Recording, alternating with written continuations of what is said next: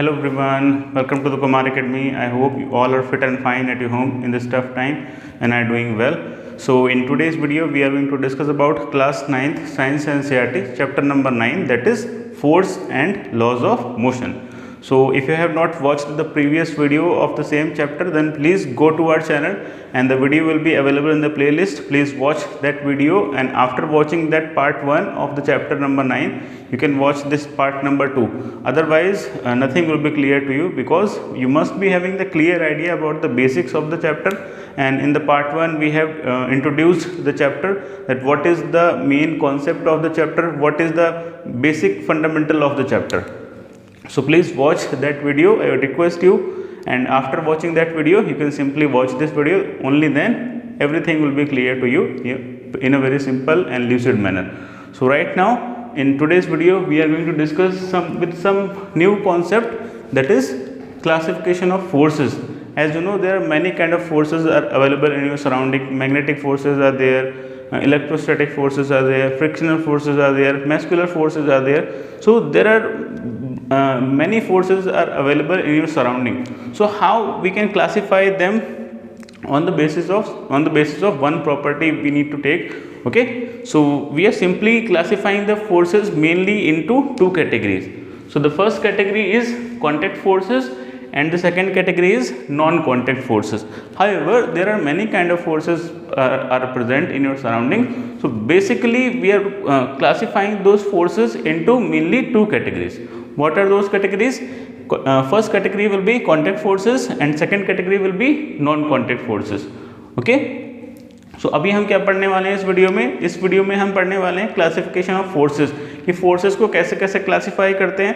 यहाँ पे हमारे पास दो कैटेगरीज हैं क्लासिफिकेशन की. फर्स्ट है कॉन्टैक्ट फोर्सेस, सेकंड है आपका नॉन कॉन्टैक्ट फोर्सेस. ये दोनों पढ़ेंगे. उसके बाद हम पढ़ेंगे बैलेंस्ड फोर्सेस क्या होते हैं, अनबैलेंस्ड फोर्सेस क्या होते हैं, रिजल्टेंट फोर्सेस क्या होते हैं. वो सारा कुछ हम पढ़ने वाले हैं आज की वीडियो में. सो प्लीज़ पूरी वीडियो देखिएगा लास्ट तक. अगर आपको वीडियो अच्छी लगती है तो प्लीज़ लाइक कीजिएगा. अगर आप नए हैं हमारे चैनल पे, पहली बार वीडियो देख रहे हैं, तो फिर चैनल को सब्सक्राइब कीजिएगा और जितना पॉसिबल हो सके वीडियो को शेयर कीजिए अपने व्हाट्सएप ग्रुप्स में, फेसबुक वॉल पे, जहाँ पे भी आप सोशल मीडिया प्लेटफॉर्म से अटैच्ड हैं, वहाँ आप क्या कीजिए, इस वीडियो को शेयर कीजिएगा अगर आपको वीडियो अच्छी लगती है, अगर आपकी वीडियो से हेल्प होती है. राइट, सो अभी स्टार्ट करते हैं आज का वीडियो. आज हमें क्या डिस्कस करना है? आज हमें डिस्कस करना है क्लासिफिकेशन ऑफ फोर्सेस. हम क्या करेंगे, बहुत सारे फोर्सेस होते हैं आपके आसपास सराउंडिंग्स में. मैग्नेटिक फोर्सेस होते हैं, इलेक्ट्रोस्टैटिक फोर्सेस होते हैं, फ्रिक्शनल फोर्सेस होते हैं, मैस्कुलर फोर्सेस होते हैं, बहुत टाइप के फोर्सेस होते हैं. तो उनको क्लासिफाई कैसे कर सकते हैं, उनको एक कैटेगरी में कैसे प्लेस कर सकते हैं, तो इसके लिए हमने दो कैटेगरीज ली हैं. फर्स्ट कैटेगरी हमने लिया है that is contact forces, second category हमने लिया है that is non contact forces. ये दो कैटेगरीज में ब्रॉडली क्लासिफाई कर सकते हो आप फोर्सेस को. एक नॉन कॉन्टैक्ट फोर्सेस होते हैं और दूसरे फोर्सेस जो होते हैं वो आपका कॉन्टैक्ट फोर्सेस होते हैं. राइट, तो चलिए डिस्कस करते हैं, देखते हैं क्या होते हैं कॉन्टैक्ट फोर्सेस और क्या होते हैं नॉन कॉन्टैक्ट फोर्सेस. राइट, अभी इनकी डेफिनेशंस पढ़ने वाले हैं, सारा कुछ क्लियर हो जाएगा आपको. जो भी हम कुछ डील करेंगे सारा कुछ क्लियर होने वाला है. ठीक है, पूरी वीडियो देखिएगा लास्ट तक. कोई डाउट्स होता है तो अपने डाउट्स को कमेंट सेक्शन में पोस्ट कर सकते हैं एज सुन एज पॉसिबल. जब भी हम आपके कमेंट्स रीड करेंगे तो आपका जो प्रॉब्लम होगी उसको सॉल्यूशन आपको प्रोवाइड कर दिया जाएगा. Right, just wait. Okay, now let's discuss the first concept. The first concept of the day is contact forces. So let's define the contact forces. What are the contact forces? As the word contact, what does the contact means? As the name suggests, contact means the interaction between the two things. Okay, if there is an interaction between two things happens, that means there is a contact happens. So the contact forces are those which arise due to the physical contact between the objects. How the contact forces arises, or how the contact forces are created whenever there is a physical contact between the two object takes place. In that case the force that is existing, that is arising, is called as contact force. क्या होता है contact force? कोई भी force जो दो objects जब एक दूसरे से कॉन्टैक्ट करते हैं तो उनके बीच में जो भी फोर्स एग्जर्ट करेगा, जो भी फोर्स एग्जिस्ट करेगा, उस फोर्स को हम क्या बोलते हैं? कॉन्टैक्ट फोर्स बोलते हैं. Right, the forces that arises due to the physical contact between the objects. जब भी कोई भी ऐसा फोर्स जो दो ऑब्जेक्ट के फिजिकल कॉन्टैक्ट होने की वजह से वहाँ पे अप्लाई करेगा, उसको हम क्या बोलते हैं, कॉन्टैक्ट फोर्स बोलते हैं, राइट। तो बहुत सारे एग्जांपल्स भी लिए हैं हमने। पुलिंग ऑफ स्प्रिंग, अब जब आप स्प्रिंग को पुल करते हो, राइट, वहाँ पे आप क्या कर रहे हो, स्प्रिंग और आपके हैंड्स के बीच में क्या हो रहा है, कांटेक्ट हो रहा है। जब आप स्प्रिंग को पुल करोगे तो आपका जो हैंड होगा वो स्प्रिंग से कांटेक्ट होगा, तभी तो आप उसको पुल कर पाओगे। तो वहाँ पे दोनों ऑब्जेक्ट्स के बीच में क्या हो रहा है, फिजिकल कांटेक्ट हो रहा है। तो जहाँ पे जो भी फोर्स फिजिकल कांटेक्ट की वजह से एग्जर्ट होता है या फिर अराइज होता है, उसको हम क्या बोलते हैं, फिजिकल कांटेक्ट फोर्स बोलते हैं। क्या बोलते हैं, कॉन्टैक्ट फोर्स। सेकंड है आपका pushing of the door. Pushing of the door क्या है, ये एग्जांपल लिया है हमने। आप कभी डोर को पुश करते हैं तो क्या होता है, जब भी कोई आप बहुत सारे, मैंने आपको बताया था कि बहुत जगह पे आप जाते हैं, सिनेमा हॉल्स में, मॉल्स में, ठीक है, बहुत सारे ऑफिसेज में पुश पुल डोर होते हैं वहाँ पे। तो आपको डोर को या तो पुश करना पड़ता है या फिर आपको पुल करना पड़ता है। तो वहाँ पे हम क्या करते हैं, डोर को पुश करते हैं तो वहाँ पे डोर के हैंडल्स के बीच में और हमारे हैंड्स के बीच में कांटेक्ट होता है। विदाउट द कांटेक्ट वहाँ पे कोई भी फोर्स एक्सर्ट नहीं करेगा, कोई भी आप उसको without making any contact you can not open the door. So what you need to do, you need to make the contact between the handle and your hand. आपको अपने हैंड्स के बीच में और हैंडल के बीच में कांटेक्ट क्रिएट करना पड़ेगा, तभी वो ऑब्जेक्ट क्या करेगा, मूव करेगा। तो ऐसे यहाँ पे पुशिंग ऑफ द डोर में क्या हो रहा है, आप जब डोर को पुश करोगे तो आपको क्या करना पड़ेगा, कांटेक्ट करना पड़ेगा। दोनों के बीच में क्या हो रहा है, कांटेक्ट हो रहा है, जिसकी वजह से जो फोर्स हो रहा है वो कौन सा फोर्स होगा, वो कांटेक्ट फोर्स होगा, राइट। फिर नेक्स्ट एग्जांपल है आपका किकिंग ऑफ द बॉल। आप किसी बॉल को किक कर रहे हैं तो ऐसा कभी नहीं होगा कि विदाउट आपकी लेग और बॉल के बीच में कांटेक्ट हो। जब तक कांटेक्ट नहीं होगा तब तक आप बॉल को किक नहीं कर सकते। ऐसा कोई मैग्नेटिक पावर नहीं है आपके लेग्स में कि आप सिंपली विदाउट कांटेक्ट में क्रिएट करके आप उसको मूव कर सकते हो, राइट। तो कांटेक्ट फोर्सेस क्या होते हैं, एक बार फिर से रिकॉल कर लेते हैं। ऐसे फोर्सेस जो दो ऑब्जेक्ट्स के फिजिकल कांटेक्ट की वजह से अराइज होते हैं, ठीक है। तो जैसे जितने भी फोर्सेस कांटेक्ट की वजह से अराइज होते हैं, जहाँ पे दो चीज़ों का कांटेक्ट होता है, उनके बीच में जो अप्लाई होने वाला फोर्स होता है उसको हम क्या बोलते हैं, कांटेक्ट फोर्स बोलते हैं, राइट। यहाँ पे एग्जांपल मैंने लिया है pulling of the spring. Pulling of spring means अगर आप स्प्रिंग को पुल कर रहे हो या आप रबर बैंड को पुल कर रहे हो तो वहाँ पे स्प्रिंग में और आपके हैंड्स के बीच में क्या हो रहा है, कांटेक्ट हो रहा है। आप उसको कांटेक्ट करके ही तो पुल कर पा रहे हो, तो कांटेक्ट फोर्स होगा वो।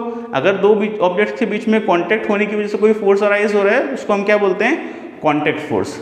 So all the muscular force, जो भी हम अपनी बॉडी से फोर्स अप्लाई करते हैं, they all are the example of contact force. जो भी आप अप्लाई करते हैं, आप किसी चीज़ को पुश करते हैं, किसी चीज़ को पुल करते हैं, किसी चीज़ को हिट करते हैं, तो जो भी आप अपनी बॉडी से फोर्स अप्लाई करते हैं वो सारे कांटेक्ट फोर्स के एग्जांपल हैं। फ्रिक्शन फोर्स जो होता है, friction is one of the important force. So friction is arising only because of interaction between two surfaces. जैसे एक आपका ये मार्कर है कि दूसरा मार्कर, अगर दो मार्कर रब करेंगे तो वहाँ पे कौन सा फोर्स जनरेट होगा, friction. And how is it generating, it is generating or it is creating only just, it is arising only just because of rubbing, or you can say contact between these two markers। जब ये दो markers के बीच में contact हो रहा है तभी friction arise हो रहा है। so the friction is also an example of contact force। I am giving you one simple example। whenever you are rubbing your hands, okay, whenever you are rubbing your palms, then you feel warmth or you feel that there is a creation of heat happens after some time। वहाँ पे क्या होती है, थोड़ी सी heat generate हो जाती है। तो ऐसा होता क्यों है, बिकॉज जब आप रब करते हो हैंड्स को तो दोनों के बीच में क्या हो रहा है, कांटेक्ट हो रहा है, और कांटेक्ट की वजह से कौन सा फोर्स जनरेट होता है, फ्रिक्शन फोर्स जनरेट होता है। फ्रिक्शन फोर्स बाद में क्या होता है, आपको पता होना चाहिए, एक फोर्स या एक एनर्जी दूसरी एनर्जी में कन्वर्ट हो जाती है। उस फोर्स की वजह से क्या होता है, वहाँ पे फ्रिक्शन होता है, फ्रिक्शन की वजह से हीट जनरेट होती है। ओके, सो ये सिंपल एग्जांपल है कि पुशिंग ऑफ द डोर मैंने आपको बताया था।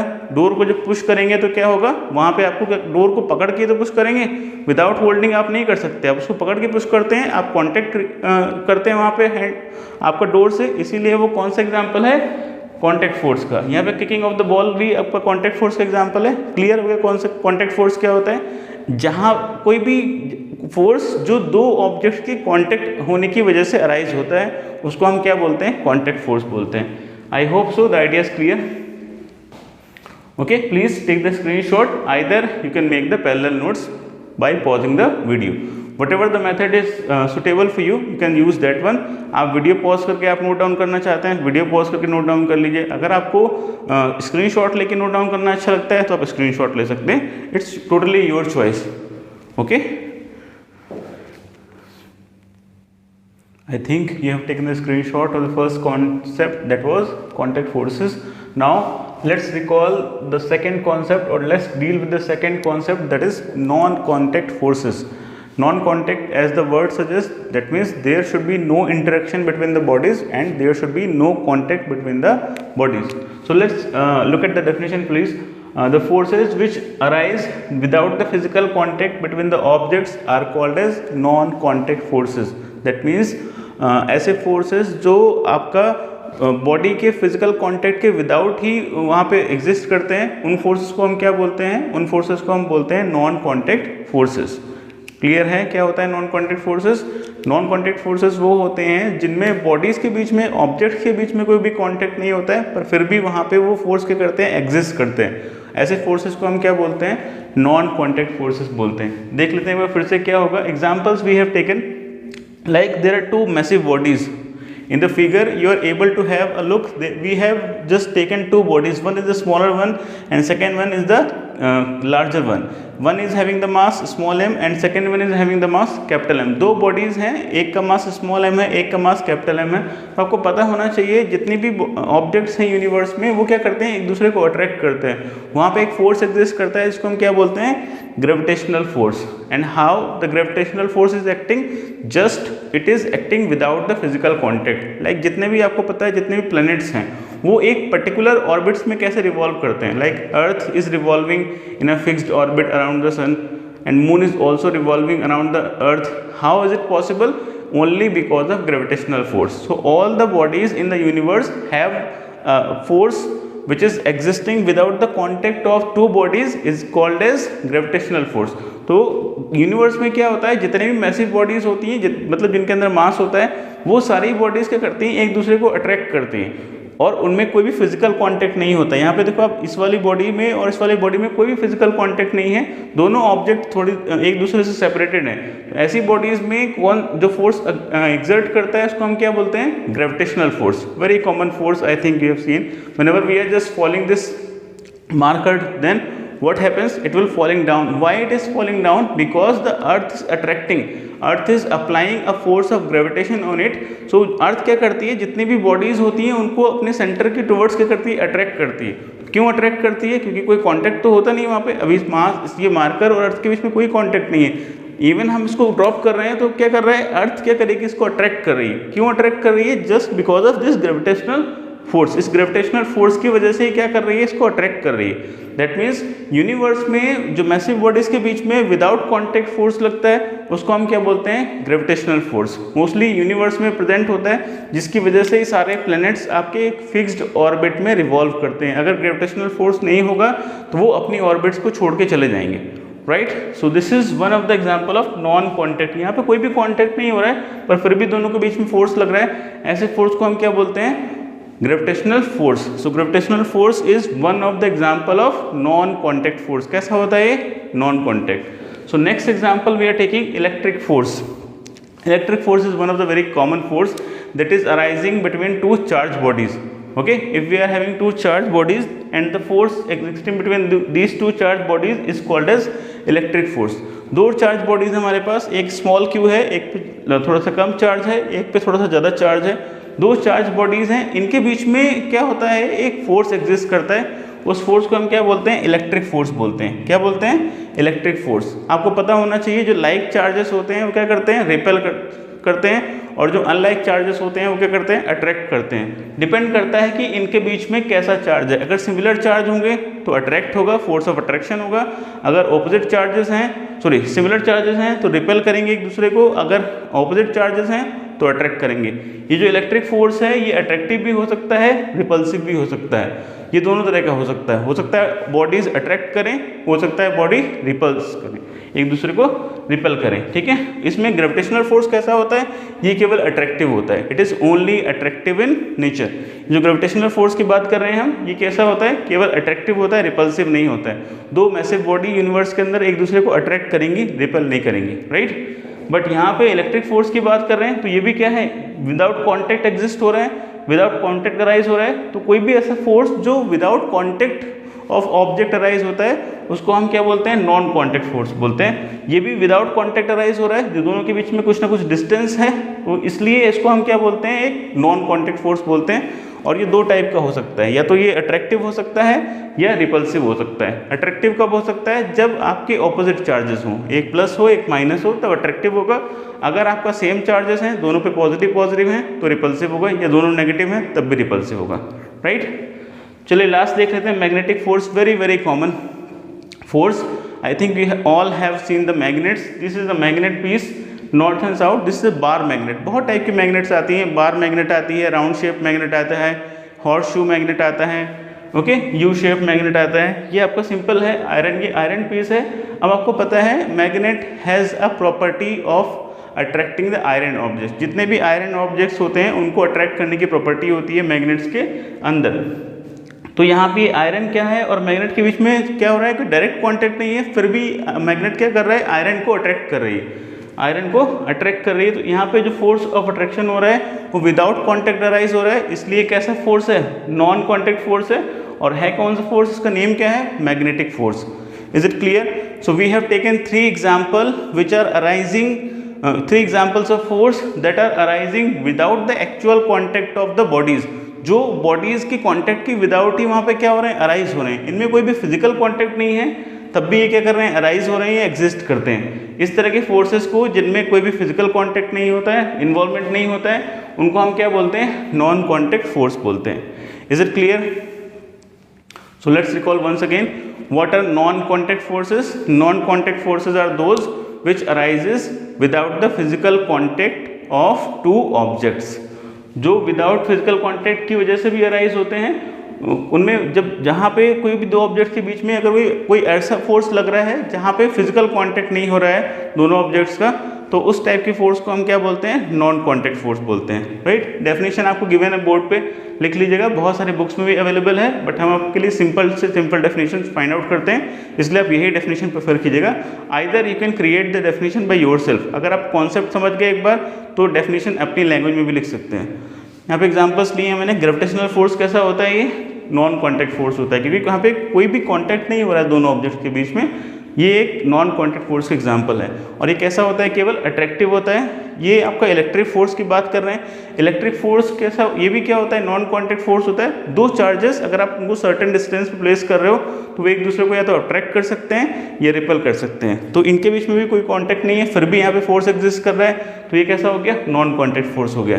ये मैग्नेटिक फोर्स की बात कर रहे थे हम। मैग्नेटिक फोर्स में भी क्या हो रहा है, यहाँ पे ऑब्जेक्ट्स के बीच में कोई डायरेक्ट कांटेक्ट नहीं हो रहा है, पर फिर भी फोर्स एग्जिस्ट कर रहा है। That means this is an example of non contact force.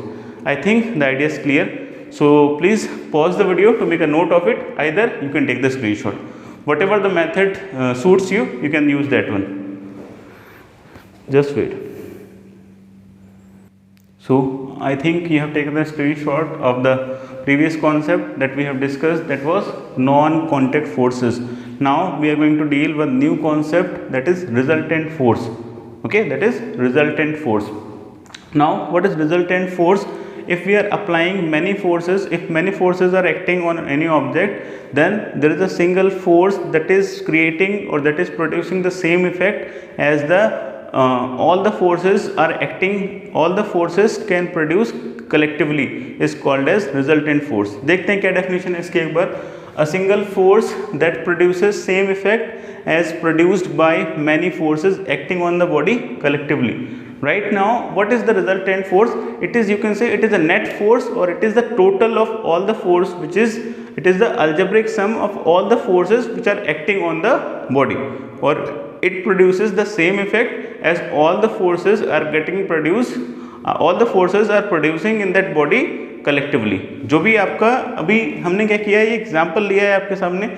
अगर किसी ऑब्जेक्ट पे बहुत सारे फोर्सेस लग रहे हैं, लाइक मल्टीपल फोर्सेस अप्लाई कर रहे हैं, तो वहाँ पे एक सिंगल फोर्स जो उन सारे फोर्सेस की तरह ही एक्ट करेगा, उन जो इफेक्ट वो सारे फोर्सेस मिलके करेंगे वो अकेले ही क्रिएट करेगा। तो ऐसे फोर्स को हम क्या बोलते हैं, रिजल्टेंट फोर्स बोलते हैं, राइट।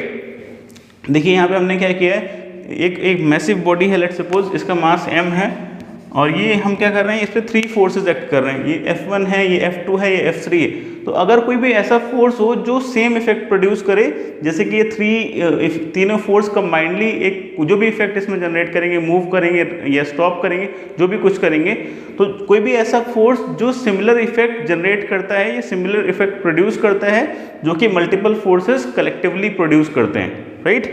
तो यहाँ पे हमने 3 फोर्सेस लिए, F1, F2, F3। अब ये एक नेट फोर्स है, ये रिजल्टेंट फोर्स है, जो कि क्या करेगा, ये सिंगल फोर्स इन तीनों फोर्सेस के इक्वल होगा। जो ये तीनों फोर्स मिल के काम करेंगे, मिल के इफेक्ट प्रोड्यूस करेंगे, ये अकेला उस ऑब्जेक्ट में सेम फोर्स क्रिएट करेगा, सेम इफेक्ट प्रोड्यूस करेगा। तो ऐसे फोर्स को हम क्या बोलते हैं, रिजल्टेंट फोर्स बोलते हैं। क्या बोलते हैं, रिजल्टेंट फोर्स। और रिजल्टेंट फोर्स अगर आपको कैलकुलेट करना है तो आप क्या करोगे, इनको अलजेब्रिकली ऐड कर दोगे। जैसे ये तीनों एक ही डायरेक्शन में एक्ट कर रहे हैं, तो हमने क्या किया है, F इक्वल्स टू क्या हो जाएगा, F1, F2, F3, right. Directly हमने क्या कर दिया, इनको ऐड कर दिया है। But the condition is all the force should be acting in a same direction, एक ही डायरेक्शन में एक्ट करने चाहिए। तो आप उन फोर्सेस को डायरेक्टली ऐड भी कर सकते हो, ठीक है। तो यहाँ पे थोड़ा सा अगर आप इसको इस तरह से ड्रॉ करोगे तो ज़्यादा ईजी हो जाएगा। मतलब यहाँ पे हमने क्या किया है, बहुत सारे लोग इसमें इशू क्रिएट कर सकते हैं कि नहीं डायरेक्शन एंगल्स पे एक्ट कर रहा है, ऐसा कुछ नहीं है। आप सिंपली इस तरह से ले सकते हो, ठीक है। मल्टीपल फोर्सेस हैं, ये हमने F1 ले लिया, अभी कोई प्रॉब्लम नहीं है, ठीक है। ये F3 है, 3 फोर्सेस एक्ट कर रहे हैं और 3 फोर्सेस सेम इफेक्ट प्रोड्यूस करेंगे जितना कि ये F अकेला करेगा, ठीक है। ये अकेला फोर्स तीनों फोर्स के इक्वल इफेक्ट प्रोड्यूस करेगा। इस अकेले फोर्स को, इस नेट फोर्स को हम क्या बोलते हैं, रिजल्टेंट फोर्स बोलते हैं। क्लियर है? I have defined as like way, so a single force that produce the same effect as all the multiple force producing collectively on the body। तो जितने भी मल्टीपल फोर्स होते हैं वो सेम इफेक्ट प्रोड्यूस करेंगे जितना कि अकेला प्रोड्यूस करेगा। तो जो ऐसा अकेला सिंगल फोर्स होता है जो कि सेम इफेक्ट प्रोड्यूस करता है, इन इंडिविजुअल फोर्सेस के ये जितना कंबाइंड होकर इफेक्ट क्रिएट करेंगे, ये अकेला ही करेगा। तो इस सिंगल फोर्स को हम क्या बोलते हैं, रिजल्टेंट फोर्स बोलते हैं, राइट। बहुत ज़्यादा टफ नहीं है, बहुत सिंपल आपको लर्न करना है। और अगर सेम डायरेक्शन में मूव कर रहे होंगे फोर्सेस, सेम डायरेक्शन में अप्लाई हो रहे होंगे, तो सिंपली क्या होगा, इनको अलजेब्रिकली आप ऐड कर दोगे, F1 plus F2 plus F3। और आखिर डायरेक्शंस ऑपोजिट हैं या डिफरेंट है तो फिर आप उनको वेक्टर लॉ के अकॉर्डिंग आप उनको ऐड कर सकते हो, क्योंकि फोर्स क्या है, एक वेक्टर क्वांटिटी है, तो नॉर्मली आप उनको नहीं ऐड कर सकते। ये एक रिजल्टेंट फोर्स का कॉन्सेप्ट हो गया। क्लियर है? क्या होता है रिजल्टेंट फोर्स, एक बार फिर से देख लेते हैं, बहुत टफ नहीं है। रिजल्टेंट फोर्स क्या होता है, एक सिंगल फोर्स होता है जो कि नेट इफेक्ट जितना ये इंडिविजुअल फोर्स क्रिएट करेंगे उतना इफेक्ट ये अकेले ही प्रोड्यूस करेगा। तो ऐसा कोई फोर्स जो अकेले इंडिविजुअल फोर्सेस के नेट इफेक्ट के इक्वल इफेक्ट प्रोड्यूस करे, उसको हम क्या बोलते हैं, रिजल्टेंट फोर्स बोलते हैं। क्लियर है? चलिए इसको स्क्रीनशॉट ले लीजिए इसका, या फिर आप वीडियो पॉज कर दीजिए और नोट डाउन कर लीजिए। जो भी आपको मेथड ईजी लगता है वो आप कर सकते हैं। So I think you have taken the screenshot of the previous concept, that was resultant force. I think resultant force is clear, but just take a help. Why I have taught you the resultant force before this concept, balance force? Because the resultant force we are using in these two forces, balance forces and unbalance forces many times. हम ये word use करने वाले resultant force, इसलिए मैंने आपको पहले ही बता दिया कि इसकी मीनिंग क्या होती है। अगर आपको मीनिंग क्लियर नहीं होगा तो फिर आप रिजल्टेंट फोर्स को अंडरस्टैंड नहीं कर पाएंगे, right.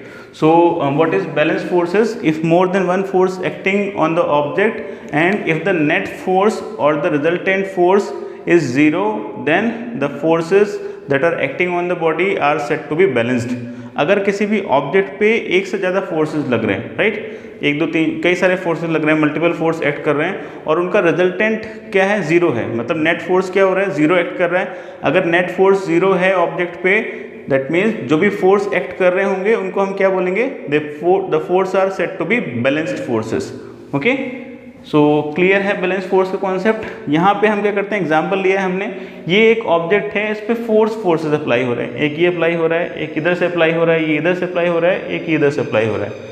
More than one forces हैं, मल्टीपल फोर्स एक्ट कर रहे हैं। और ये कैसे हैं, ये इक्वल एंड ऑपोजिट हैं, ये दोनों इक्वल एंड ऑपोजिट हैं। इस पे नेट रिजल्टेंट क्या होगा, नेट फोर्स क्या होगा, जीरो होगा। I have told you the resultant force, it is the single force that produces the same effect that all the forces are producing collectively। मतलब जितने ये forces act कर रहे हैं ये कलेक्टिवली जितना इफेक्ट क्रिएट करेंगे, ये नेट फोर्स अकेले ही उतना इफेक्ट क्रिएट करना चाहिए। तो ऐसे फोर्स को हम क्या बोलते हैं? रिजल्टेंट फोर्स बोलते हैं। अभी यहाँ पे रिजल्टेंट क्या आ रहा है? 0 आ रहा है, क्योंकि ये इस वाले से कैंसिल आउट हो जाएगा, ये इस वाले से कैंसिल आउट हो जाएगा। फोर्स कैसा क्वांटिटी होता है? वेक्टर क्वांटिटी होती है। तो अगर एक डायरेक्शन को आपने पॉजिटिव लिया है तो दूसरी डायरेक्शन को आपको क्या लेना पड़ेगा? नेगेटिव लेना पड़ेगा। इसलिए ये वाली डायरेक्शन फॉरवर्ड है, पॉजिटिव लेंगे, इस वाले को नेगेटिव। दोनों इक्वल वैल्यू हैं, इक्वल एंड अपोजिट हैं, कैंसिल आउट हो जाएंगे। ये दोनों इक्वल एंड अपोजिट हैं, ये दोनों कैंसिल आउट हो जाएंगे। That means there is no force acting on the body. Net force और net resultant is 0।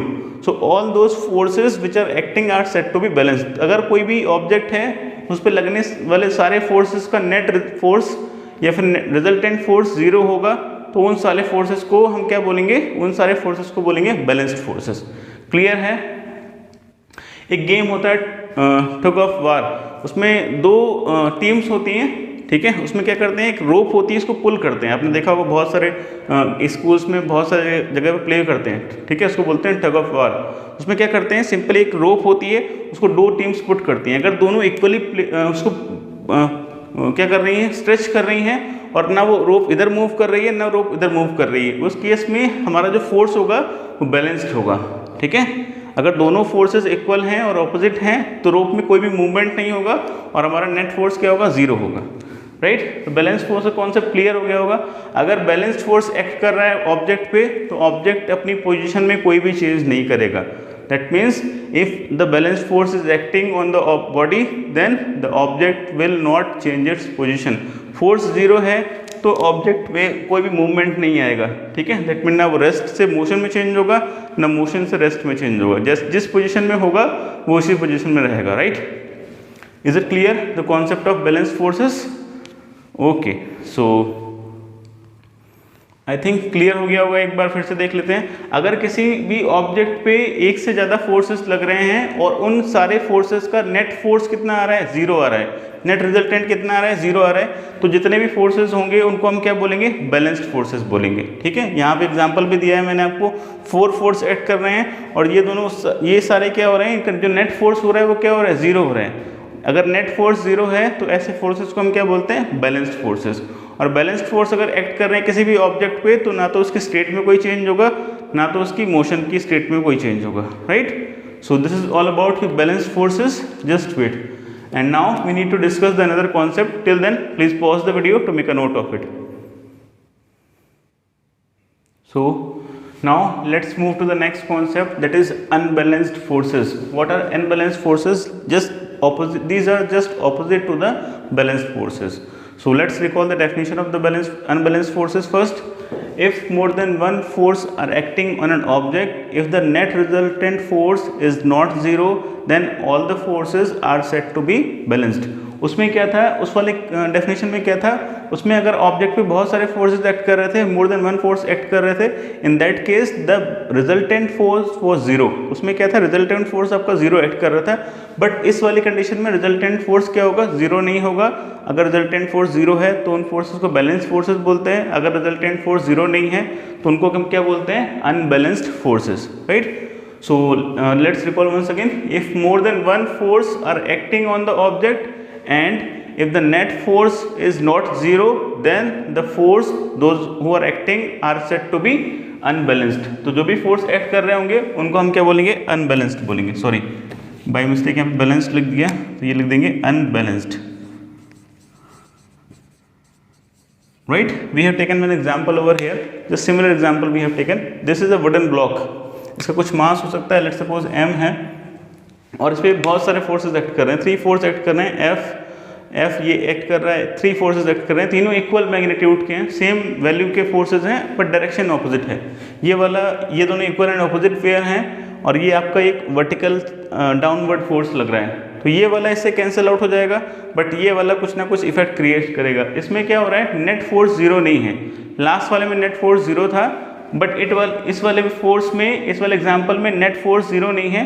So these forces are said to be unbalanced. कैसे बोलेंगे इनको, unbalanced. Okay, so this is one of the example of unbalanced forces. Clear है.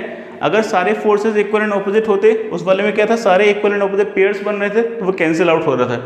इसमें ये pair तो इससे cancel out हो जाएगा, बट ये कैंसिल आउट नहीं होगा। दैट मीन्स ये कुछ ना कुछ इफेक्ट प्रोड्यूस करेगा, हो सकता है ऑब्जेक्ट को डाउनवर्ड मूव कर दें। तो अगर किसी भी ऑब्जेक्ट पे लगने वाले सारे फोर्सेस का नेट फोर्स जीरो नहीं है, नेट रिजल्टेंट जीरो नहीं है, तो ऐसे फोर्सेस को हम क्या बोलते हैं, बैलेंस्ड फोर्सेस बोलते हैं, right. And listen one thing, balanced forces can change the state of the object. हो सकता है उसको स्टेट ऑफ मोशन में चेंज कर दे, हो सकता है मूविंग ऑब्जेक्ट को स्टॉप कर दें। So they can change the position of the object, either they can change the state of motion of the object, right? So all those forces, those who are acting and they are changing the position of the object are unbalanced forces, right? So unbalanced force clear हो गया क्या होता है, बता दिया मैंने आपको। अगर किसी भी ऑब्जेक्ट पे एक से ज़्यादा फोर्स लग रहे हैं और उनका नेट फोर्स जीरो नहीं है, तो ऐसे फोर्सेस को अनबैलेंस्ड बोलते हैं। एग्जांपल मैंने आपको बता दिया, 3 फोर्स एक्ट कर रहे हैं, ये दोनों इक्वल एंड ऑपोजिट हैं, कैंसिल आउट हो जाएंगे। ये क्या कुछ ना कुछ इफेक्ट प्रोड्यूस करेगा इसमें, तो इसलिए नेट फोर्स जीरो नहीं है, तो ऐसे फोर्सेस को हम क्या बोलेंगे, अनबैलेंस्ड फोर्स बोलेंगे, राइट। ये आप नोट कर लीजिए, इतना इसको स्क्रीनशॉट लेके भी नोट कर सकते हैं, या वीडियो पॉज कर लीजिए, नोट डाउन कर लीजिए आराम से। सो आज की वीडियो के लिए इतना ही। अगर आपको वीडियो अच्छी लगी हो तो प्लीज़ लाइक करिएगा। अगर आप चैनल पर नए आए हैं, फर्स्ट टाइम वीडियो वॉच कर रहे हैं, तो चैनल पे सब्सक्राइब बटन होगा, उसको प्रेस कीजिए और बेल आइकन को भी प्रेस कर दीजिएगा, ऑल कीजिए, जिससे कि जब भी हम कोई नई वीडियो अपलोड करें सबसे पहले नोटिफिकेशन आप तक पहुँच जाए। और जितना ज़्यादा हो सके उतना ज़्यादा शेयर कीजिए। यूट्यूब पे शेयर, आप जो भी फेसबुक है वहाँ पे आप शेयर कर सकते हैं, व्हाट्सएप है वहाँ शेयर कर सकते हैं, जहाँ भी आप सोशल मीडिया प्लेटफॉर्म्स पे अटैच हैं या जुड़े हुए हैं, तो वहाँ आप इस वीडियो को शेयर कीजिए, जिससे कि और बहुत सारे बच्चों की हेल्प हो सके, क्योंकि हम फ्री ऑफ कॉस्ट कंटेंट बना रहे हैं आपकी हेल्प के लिए, जिससे कि और जो भी बच्चे ऐसे हैं जो हाई फीस कोर्स को अफोर्ड नहीं कर सकते, तो आप सिंपली वो फ्री वीडियो से बहुत कुछ लर्न कर सकते हैं। पूरा वीडियो तो पूरे चैप्टर्स को अपलोड करेंगे 1 बाय 1, जिससे कि बहुत सारे बच्चे जो भी रूरल एरिया से बिलोंग करते हैं, बहुत सारे ऐसे बच्चे जिनको समझ नहीं आता कॉन्सेप्ट, तो वो आप यहाँ इस वीडियो से देख सकते हैं। सारा कुछ अपलोड करेंगे 1 बाय 1। अभी 9 पे वर्क चल रहा है, आपका चैप्टर 1 हमने कंप्लीट कर दिया फिजिक्स का, अभी चैप्टर 2 चल रहा है, केमिस्ट्री का चैप्टर 1 कंप्लीट कर दिया है। सारा कुछ अपलोड करेंगे, जितना ज़्यादा हो सके शेयर कीजिए और सब्सक्राइब कीजिए, और अगर आपको अच्छी लगती है वीडियो तो प्लीज़ लाइक कीजिए। And thank you so much, आप इतनी देर तक वीडियो देखते हैं हमारे चैनल पे आके, thank you so much all of you.